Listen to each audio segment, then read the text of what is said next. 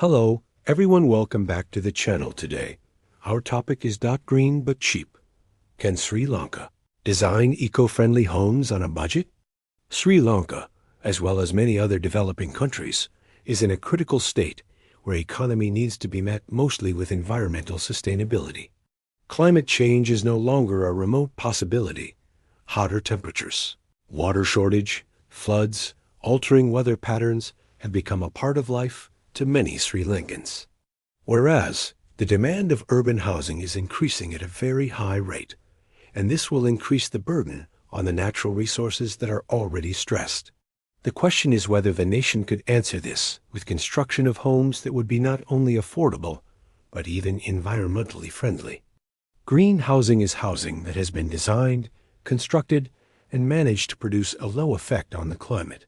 This can cover all aspects such as use of sustainable materials, passive cooling systems, rainwater harvesting, maximizing the use of natural lighting systems, and minimum energy consumption. Previously, these features would have cost more to construct, thus making them unaffordable to those with a low income. In Sri Lanka, the situation is increasing, and many people have a misconception of the term green as a new way of richest people who pay a lot higher. Rethinking materials, local, natural, and low cost.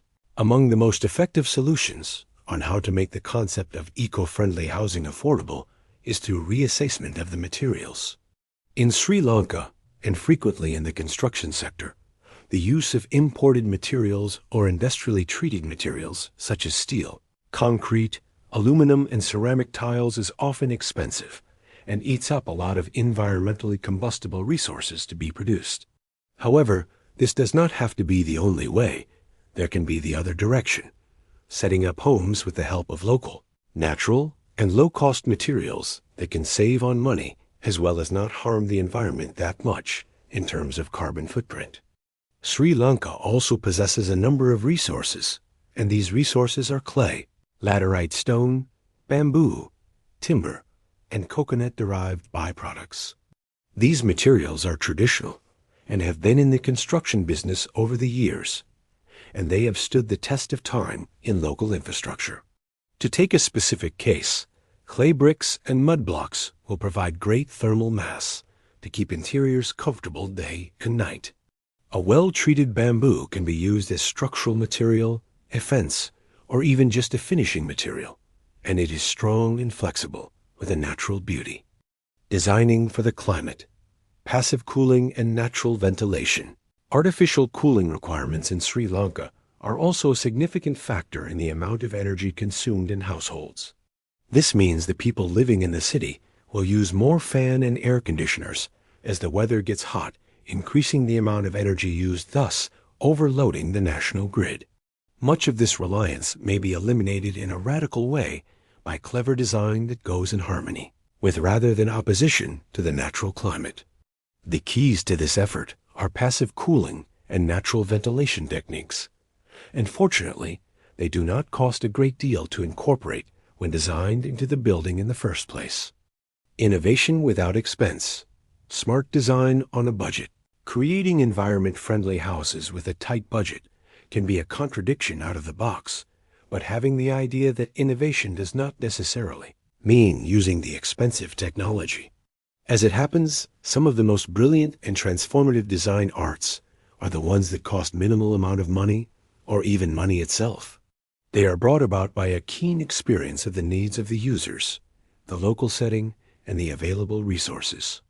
Low-tech, simple, and context-sensitive innovations can differentiate a home as green, but also functional and beautiful, and also in touch with the surrounding. A design tool that is very powerful and not fully exploited is spatial efficiency.